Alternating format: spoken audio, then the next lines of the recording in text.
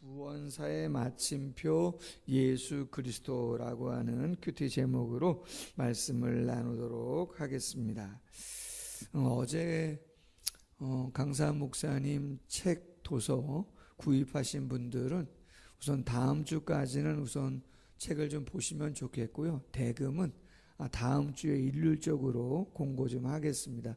20% 대시하신다고 그런 말씀이 있으시기 때문에 다음 주에 같이 한번 그 책값 어떻게 처리할까 공고할 거니까 그렇게 이해해 주시길 바랍니다. 오늘부터 마태복음에 있는 말씀을 나누게 되어지는데 예수님의 12 제자 가운데 세리 마태가 AD 한 70년경에 이 마태복음을 기록했습니다. 60년대 70년대 그 시기는 로마의 네로 황제로부터 시작된 교회에 대한 그리스도인들에 대한 박해가 있었던 시대이고, 그리고 그 전부터 교회가 상당히 흥황하고 성장할 때에 우리가 잘 아는 것처럼 유대인들이 예수님을 그리스도라고 인정하지 않는 상황 속에서 복음이 확산되어져 가는 가운데에 어려움을, 핍박을 받고 있었던 그러한 시대임을 우리가 기억해 볼 필요가 있습니다. 그때에 마가복음은 먼저 기록이 되었고, 그런 가운데에 예수님이 누구신가라고 하는 초대교회에 많은 생각들이 있는 그러한 상황 속에서 예수님이 정말 그리스도, 메시아인가, 구약에 예언된 메시아가 맞는가라고 하는 것을 고민하고 있던 차이에 예수님의 제자인 세리 마태가 예수님은 그리스도다, 구약에 예언된 유대의 왕으로 오시는 바로 그분이 예수 그리스도다라고 하는 것을 확증하기 위해서 마가복음이 고난의 종을 강조하고 누가복음이 인자, 인성을 가지신 예수님을 강조하고 요한복음이 하나님의 아들, 신성을 가지신 예수님을 강조한다면 마태복음은 유대인의 왕으로 오신 구약에 예언된 메시아가 바로 이분이다 라고 하는 것을 강조하기 위해서 기록하고 있다라고 하는 거죠. 그렇기 때문에 구약의 시대부터 예언된 메시아가 아브라함 때부터 믿음의 조상인데 다윗의 왕의 계보를 따라 오신 분이 바로 이분이다 라고 하는 것을 강조하기 위해서 당연히 뭐가 나와요?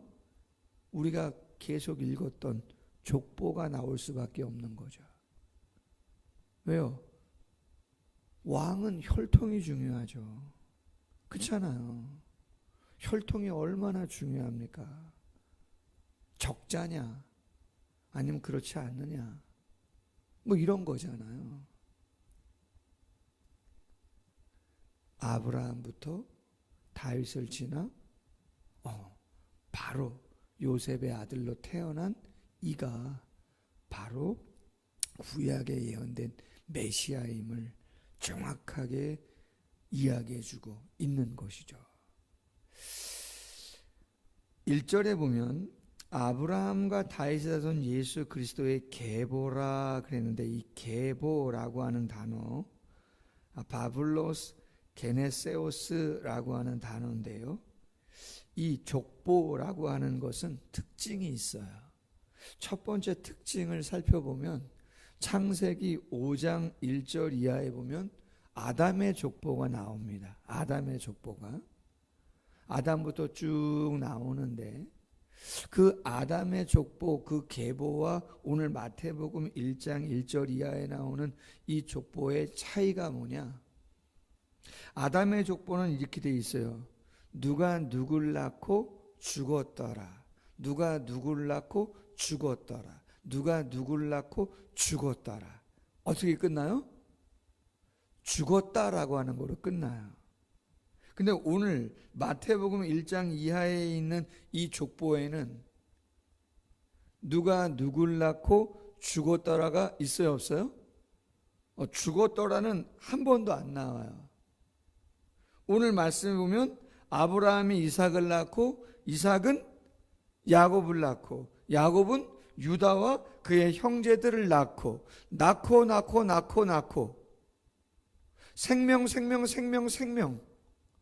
생명으로 계속 이어져 가는 거죠.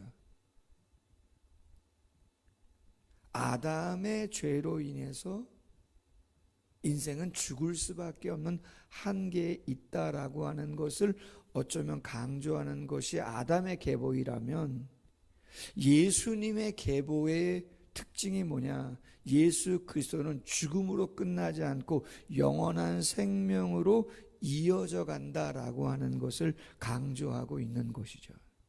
예수님이 누구냐? 예수님은 만왕의 왕으로 오셨는데 왜 오셨느냐? 사망을, 죄로 인한 사망을 생명으로 바꿔주실 분이심을 우리에게 이야기하는 거예요. 여러분, 우리가 교회를 다니고 예수님을 믿고 따른다고 하지만 목사로서, 그리고 하나님 앞에서 하나님을 믿는 성도로서 말씀을 읽고 묵상할수록 드는 생각이 있어요.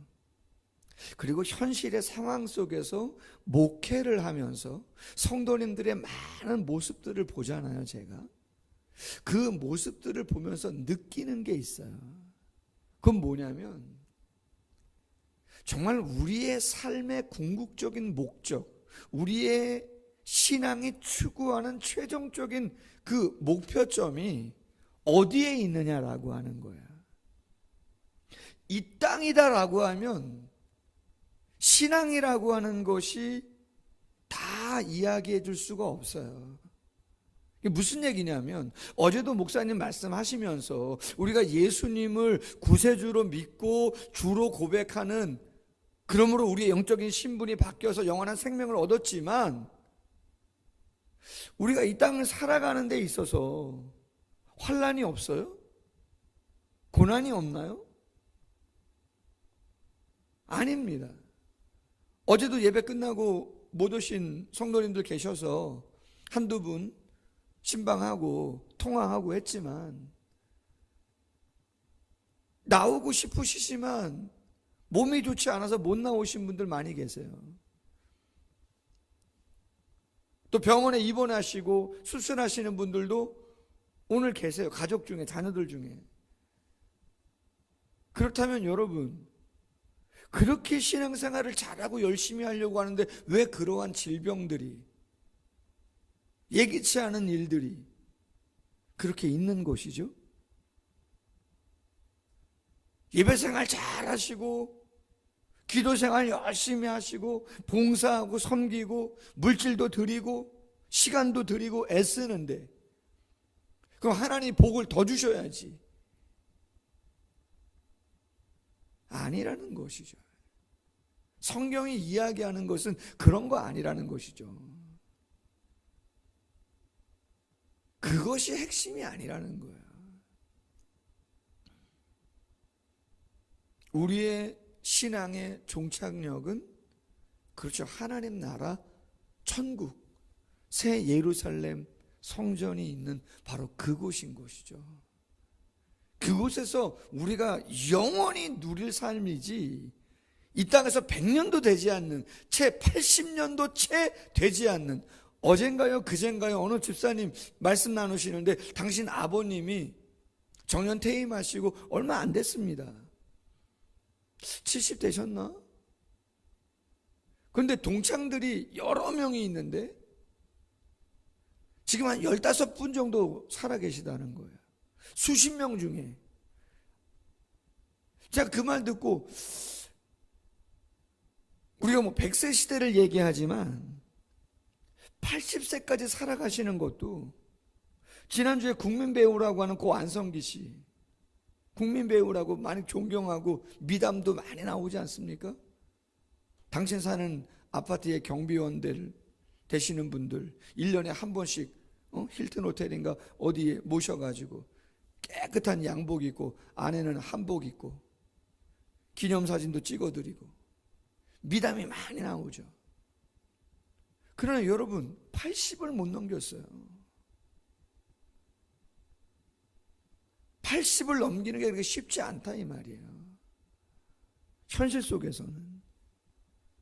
그럼 그렇게 짧은 인생을 우리가 삶을 살아가는 데 있어서 신앙생활하는 목적이 그 80년 얼마 안 되는 그 시간 속에서 잘 되기를 위한 그런 거를 위해 살아가는 거냐? 그런 거 아니라는 얘기죠. 영원한 생명으로 이어지는 그 영원함을 위한 죄와 죽음의 한계를 뛰어넘기 위해서 예수 그리스도가 이 땅에 오셔서 그걸 감당해 주신 것이지, 고작 70년, 고작 80년을 사는 그 삶을 위하여 죽으신 것이 절대 아니다라고 하는 거. 절대 이 세상에 매여서는 신앙의 진정한 의미와 가치를 다 누릴 수 없다 이 말이죠. 감당도 못할 뿐더러 우리의 방향성을, 목표 지점을 정확하게 잡아야 한다라고 하는 거죠. 두 번째는 예수님의 이 족보의 특징을 생각해 본다면 하나님의 언약에 근거한 예수 그리스도의 오심인 것을 정확하게 보여준다는 거예요. 예수님의 탄생이 나중에도 나오겠지만 다시 수태고지가 있지 않습니까? 가브리엘 천사가 요셉하고 마리아에게 나타나서 임신했다. 아직 정식 결혼도 안 했는데 마리아가 임신했다는 거 아니에요. 놀라는 거 아닙니까? 마리아의 몸에 아이가 생길 것이고 정혼자의 그 순결했던 여인이 임신해서 배가 불어올 것이라고 요셉에게 이야기를 한다 그러면 얼마나 당황스럽냐 말이에요. 그렇지 않겠어요, 여러분? 어제 우리 아내하고 저녁 때 늦게까지 이런저런 얘기 하면서 시간 보냈는데요. 결혼한 지 우리 큰아들이 27살이요? 27살인데 만약 제 얘기라고 한다 그러면 얼마나 당황스러웠겠냐 이 말이에요. 그렇잖아요. 말도 되지 않는 이야기들인데 왜 그런 수태고지를 하고 왜 예수 그리스도의 족보가 기록되는데 아브라함과 다윗의 자손 예수 그리스도의 계보라 이렇게 나오냐 이 말이죠. 언약에 근거한 거다는 거죠. 창세기 12장, 사무엘하 7장, 아브라함에게 복의 근원 되겠다고 약속했고 사무엘하 7장에 다윗에게 너의 자손 왕위가 영원할 것임을 약속했단 말이에요. 근데 하나님께서 그 약속을 그대로 지켜주셔서 아브라함의 약속, 다윗의 약속, 창세기 12장과 사무엘하 7장의 그 은혜 언약 그대로 하나님께서 약속을 성취해 주셨다. 그렇다면 무엇을 이야기하겠습니까? 하나님은 약속의 신실한 하나님이시라면 아브라함이 예수님 오시기 약 2100년 전의 사람입니다. 아브라함이 2100년. 그리고 지금 예수님 오시고 2000년 정도 조금 더 지난 시점입니다. 그 다음 또한 하나님은 섭리하시고 그 약속들을 온전히 이루어 가시는 분이심을 분명히 이야기해 주고 있는 것이죠. 예레미야 33장 2절 말씀에 이를 행하시는 여호와, 그것을 지어 성취하는 여호와가 이루는다, 그렇게 말씀한단 말이에요. 이를 행하시되 계획에 따라 성취하시는 하나님이심을 이야기한단 말이에요. 우리가 잘 아는 말씀이죠. 예레미야 33장 2절 이를 행하시는 여호와, 그것을 만들어 성취하시는 여호와, 그의 이름을 여호와라 하는 이가 이같이 이르시로다. 너는 내게 부르짖으라 내가 내게 응답하겠고 내가 알지 못하는 크고 비밀한 일을 내게 보이리라. 아멘. 하나님은 약속하시고 그 약속을, 언약을 신실히 이루어 가시는, 성취하시는 분이시다. 믿음은 그것을 믿고 따라가는 자다. 족보가 그걸 보여주죠. 마지막 세 번째는 같은 맥락이지만 제가 말씀을 묵상하면서 여러분 여기 나오는 많은 사람들의 이야기를 우리가 알고 있잖아요. 2100년이라고 말씀드렸어요. 아브라함부터 예수님이 오실 때까지의 시간이 개인사, 가정사, 그 사회, 국가, 제국, 열방들, 얼마나 크고 작은 많은 일들이 있었습니까? 아브라함, 이삭, 야곱, 육체적인 한계. 아브라함이 이삭을 100세에 낳았잖아요. 이삭이 순종해서 그런지 복을 많이 받았지만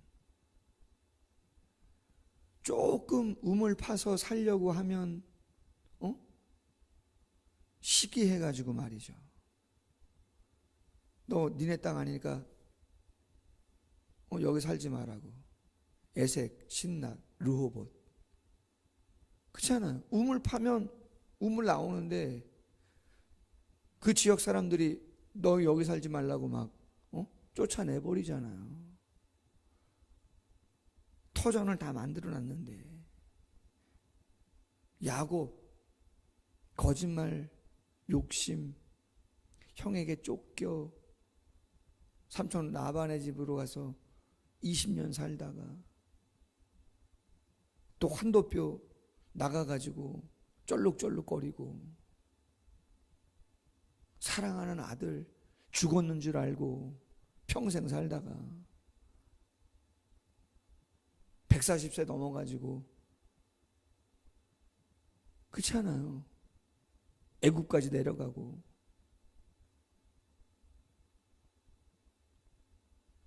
그뿐입니까?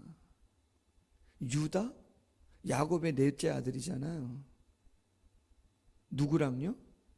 며느리 다말하고 관계해서 아들을 낳았잖아요. 베레스를.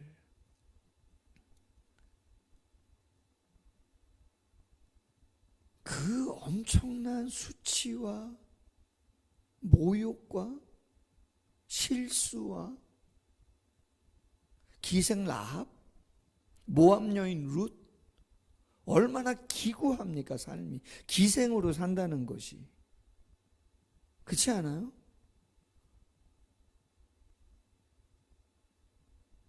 시아버지 돌아가시고 남편 죽고 시동생 죽고 시어머니 한 분 모셔야 되는데 그것도 타국에 가서 또 시집을 가고 유력한 사람한테.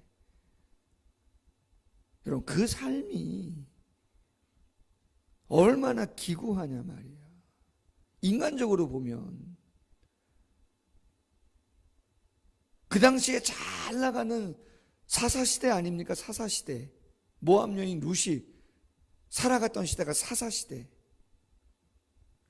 삼손이니 뭐 기드온이니 온니엘이니 드보라니 수많은 그러한 대단한 사람들 많이 있고 떵떵거리면서 떵떵거리면서 살아갔던 사사들, 막 아내를 수십 명, 자녀를 수십 명 낳는 그러한 사사들이 수두룩했던 그 시대에 하나님은 왜 나한테